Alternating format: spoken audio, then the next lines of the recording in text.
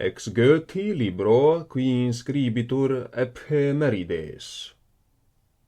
Separatim de Deo et natura rerum disserere difficile et periculosum est, eodum modo quam si de corpore et anima se iunctim cogitamus.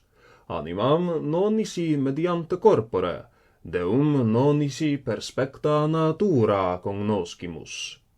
Hinc absurdum mihi videtur eos absurditatis accusare, qui ratiocinationem maxime philosophica Deum cum mundo conjunxere. Quaenim sunt omnia descentiam Dei pertinere neces est, cum Deus sit unicum existens, et omnia comprehendat. Nec sacer codex nostrae sententiae refragatur, cuius tamen dicta ab uno quoque in sententiam suam torqueri patienter ferimus. Omnis antiquitas eiusdem fuit sententiae, cui consensui quam multum tribuo. Testimonio enim mihi est virorum tantorum sententia, rectae rationi, quam convenientissimum fuisse systema emanativum, licit nulli subscribere velim sectae. Valdeque doliam Spinozismum, tae terrimis erroribus, ex eodum fonte manantibus, doctrinae huic purissimae iniquissimum fratrem natu esse. Scholia in carmina Priapeia. Principi Augusto. Homini non datu est ut passeribus continua venere gaudere, id quod cum Sciopio plurimi dolent. Tali autem princeps optime semper animo fui, ut quae fors de negaret non anxia peterem. Hinc intervalla quibus voluptates separavit natura, utili quodam vel iucundo negotio explere semper laboravi. Atque hac ratione et hiemis iam sece dentis longas noctes fefelli ut ipsas cum venere et musis indulgentioribus alternatim transigerem. Habes hic princeps optime plagulas quasdam lucubrationum iucundiorum testes. Carmen vicesimum septimum. De liciae populi magno notissima circo, quintia vibratas docta mover nates, cymbala cum crotalis pruriginis arma Priapo, ponit dat ducta tympana pulsa manu, pro quibus ut semper placeant spectantibus orat, tenta quod exemplum sit sua turba Dei. Versu quinto, ut semper placeant spectantibus. Malem placeat, meretricula enim de liciae populi, Priapo cymbala cum crotalis et tympanis ponit non ut placeant instrumenta, sed ut hoc dono Deum sibi conciliet, eiusque auxilio semper spectantibus placeat, utque concupiscentibus ipsam et in ire parantibus semper tentigo ex optata praesto sit. Carmen quinquagesimum quartum. E de si scribas demonem qui superaddas, qui medium volte scindere pictus erit. Hoc Carmen nos monogramma, quod hic ob oculos ponimus, exarare docet. Intelligendum autem hoc modo. E de si scribas et demonum addas, lineam nempe crassiorem, quae ita dirigitur ac si medium de scindere deberet, pictus erit phallus, et quidem eo picturae genere, co infantes et rudiores homines uti solent. Eadem ratione, qua hic temone pallicollum repraesentatum videmus, eodum modo infantes brachia et crura hominum fingere solent. Carmen quadragesimum quintum. Cum quendam rigidus Deus videret ferventi caput ustulare ferro, ut maurae similis foret puellae, Heus inquit tibi dicimus cinaida, uras te licit torquasque, non tandem priorest puella quaeso, quam sunt mentula quos habet capilli. Scaligeri sententia ad genuinum sensum huius carminis propius quam Scioppi accedere videtur.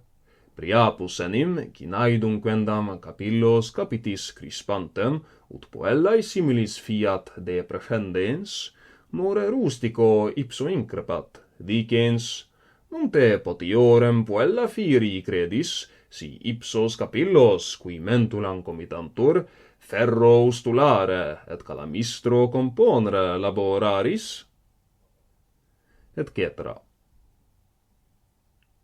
Scholia in Augustini de civitate Dei. Ante aliquod dies princeps optime, non sin animi summa delectatione ad me delatum est te praevi mei Gasparis Coppi lucubrationes in fascinum Priapii summa cum voluptate manibus diurnis atque nocturnis tractare, quo nuntio animo moveor tibi fautori venerum elegantiorum dissertaiton quandam dicare, quam hiemali tempestate intra museum inclusus ut genio indulgerem elaboravi.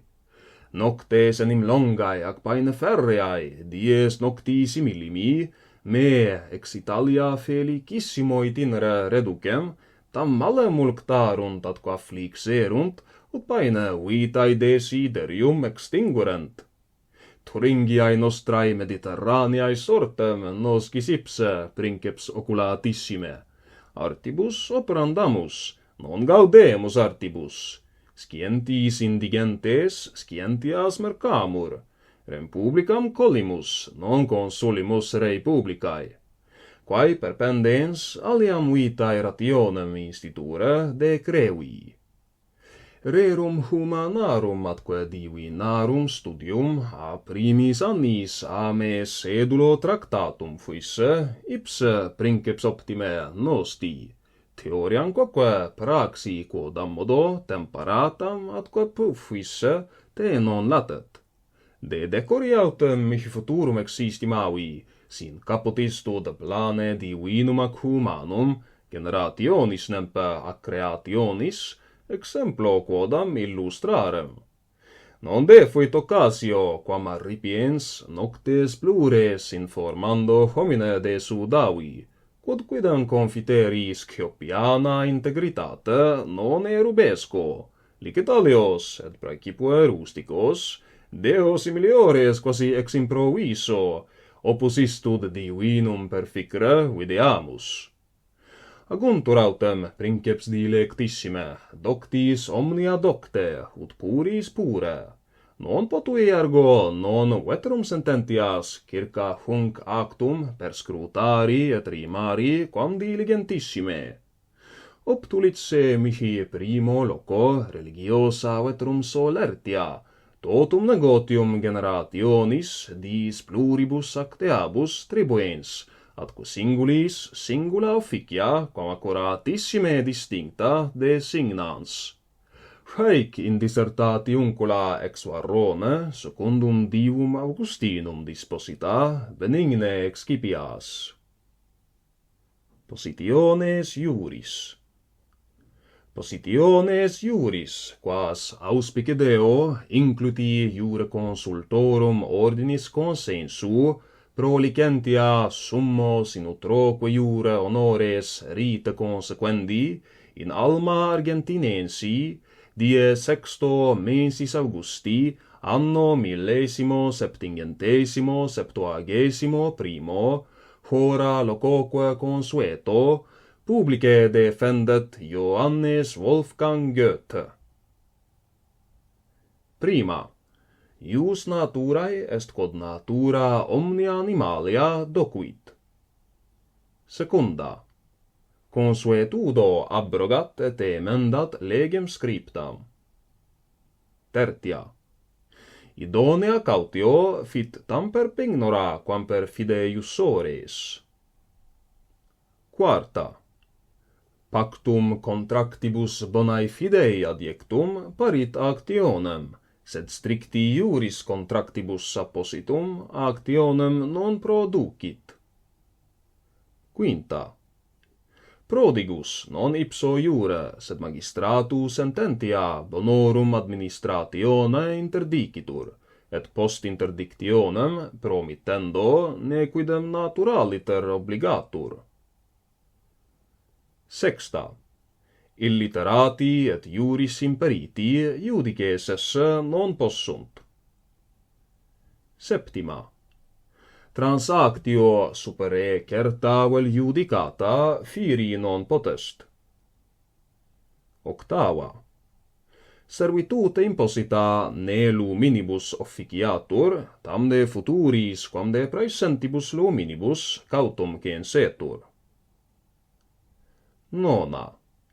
Testator non potest usu fructuario remittere cautionem fructuariam earum rerum quae usu consumuntur in praejudicium haeredis. Et cetera.